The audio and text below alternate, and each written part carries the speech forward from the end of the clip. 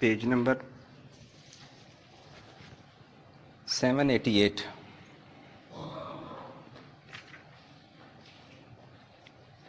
آیت نمبر 12, 13, 14.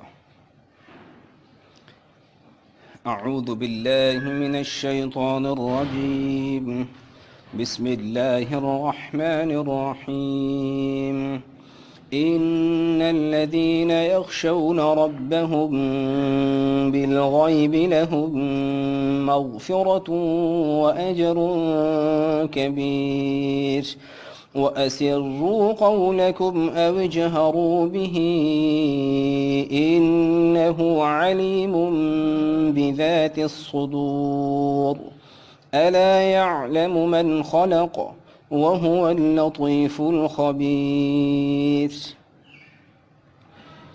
بے شک وہ لوگ جو اپنے رب سے ڈرتے ہیں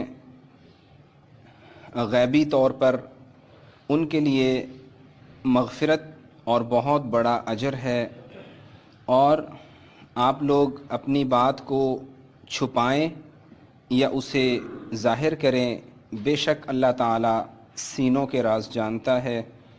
خوب غور سے سن لیں، جانتا ہے وہ جس نے پیدا کیا ہے، اور وہ بہت باریک بینی سے دیکھنے والا، خبر رکھنے والا ہے. پچھلی آیت میں گزرا تھا فَاعْتَرَفُوا بِذَنبِهِمْ فَسُحْقًا لِأَصْحَابِ السَّعِيرِ. وہ اپنے گناہوں کا تب جہنم میں اعتراف کریں گے کہ ہم نے یہ بھی کیا، ہم نے وہ بھی کیا، کاش یہ کام ہم نے نہ کیے ہوتے. اور حدیث پاک میں آتا ہے کہ جب جہنم والوں کو آگ جلانے لگے گی تو لا الہ الا اللہ پڑھیں گے، وہ آگ جلا نہ پائے گی، پھر ان کی طرف بڑھے گی، پھر یہی پڑھیں گے، تیسری دفعہ بھی پڑھیں گے، پھر اللہ ان کی زبان بند کر دے گا. اور یہ امت کو پیغام دیا گیا تھا کہ اس کلمے کی لاج یہیں پہ رکھ لیں گے تو وہاں اس آگ سے چھٹکارا مل سکتا ہے. اور آج کی آیات میں اللہ تعالیٰ نے خوشخبری بھی دی کہ جو لوگ اپنے رب سے ڈرتے ہیں، غیب پر ایمان رکھتے ہیں، ظاہر ہے ہم میں سے کسی نے بھی اللہ کو نہیں دیکھا، فرشتے نہیں دیکھے، جنت نہیں دیکھی، جہنم نہیں دیکھی، اللہ نے، اللہ کے نبی نے ہمیں جو بتایا ہم اسے پورے دل سے تسلیم کرتے ہیں، زبان سے اقرار کرتے ہیں، اسے غیب پر ایمان کہتے ہیں. اور یہ اتنا قیمتی ہے کہ ہزاروں مصیبتوں سے انسان کو نجات مل جاتی ہے. آپ دیکھیں گے ایمان والوں کو بہت مطمئن ہوتے ہیں. آپ دیکھیں گے ایمان سے دور طبقے کو، آپ کو ہر وقت شکموں میں، شکایتوں میں، مصیبتوں میں نظر آتے ہی رہیں گے. شکر چھو کے نہیں گزرا، یہ ہو گیا، وہ ہو گیا، ایسا ہو گیا، ویسا ہو گیا. ایمان والوں سے پوچھیں گے الحمدللہ، اللہ کا شکر ہے، وہ مطمئن دکھائی دیں گے.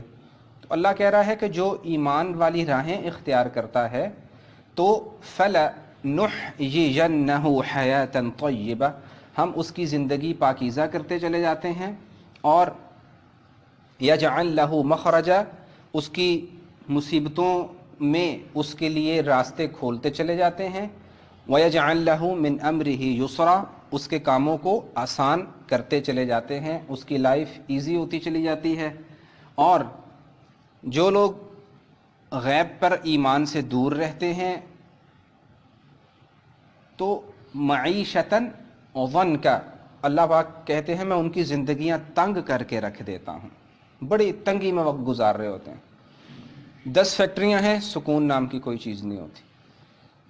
اربوں روپیہ ہے، اطمینان نام کی کوئی چیز نہیں ہے، اور آ جائے اور آ جائے، اسی ہوس میں انسان آگے چلا جاتا ہے. اللہ کے نبی نے فرمایا تھا جو ہے اس پہ راضی ہو جاؤ، جو لے کے جاؤ گے اللہ اس پہ راضی ہو جائے گا. 2 جملے ساری کہانی ختم کر دی.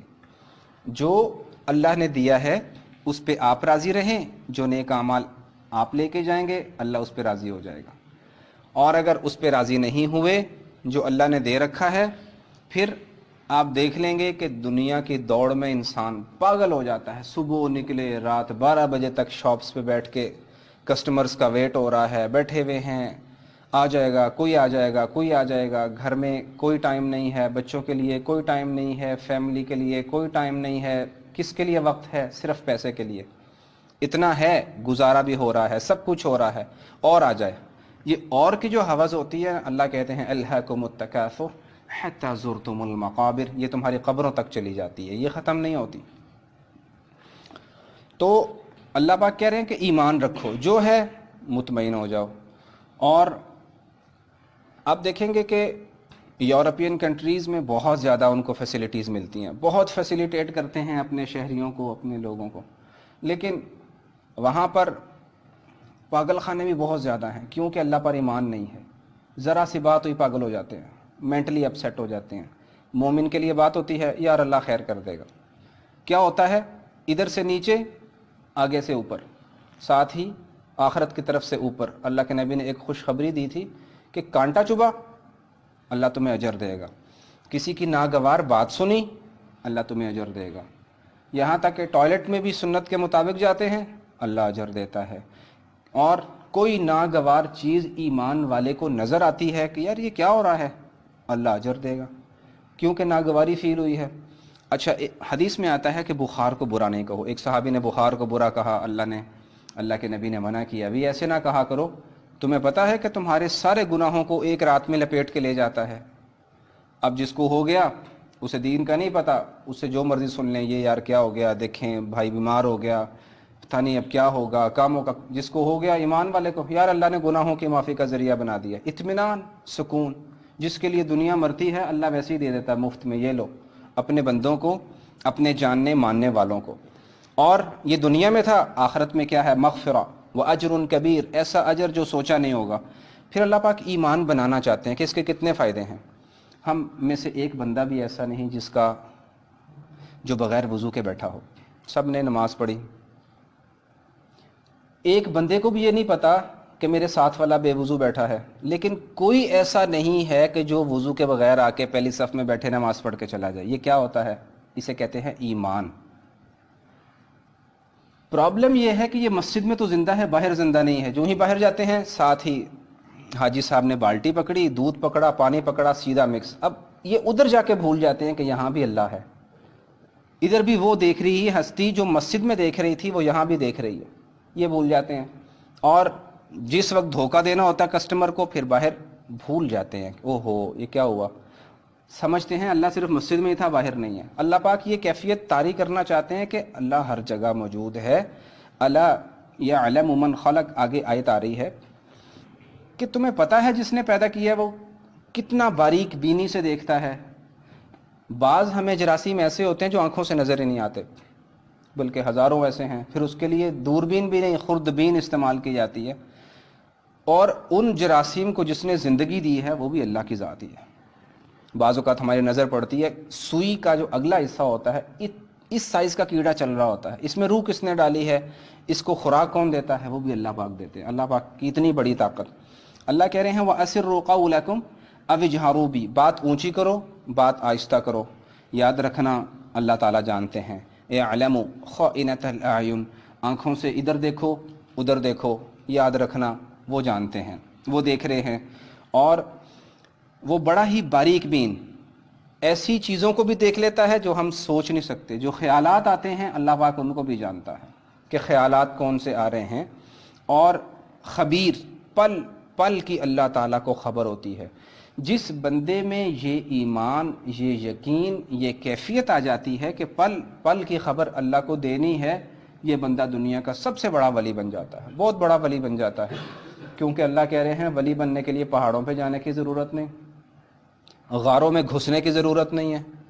بے شک اچھی جگہ پہ رہیں، اچھے محل میں رہیں، کوٹھی میں رہیں، ایک احساس پیدا کر لیں، اور وہ احساس کون سا ہے؟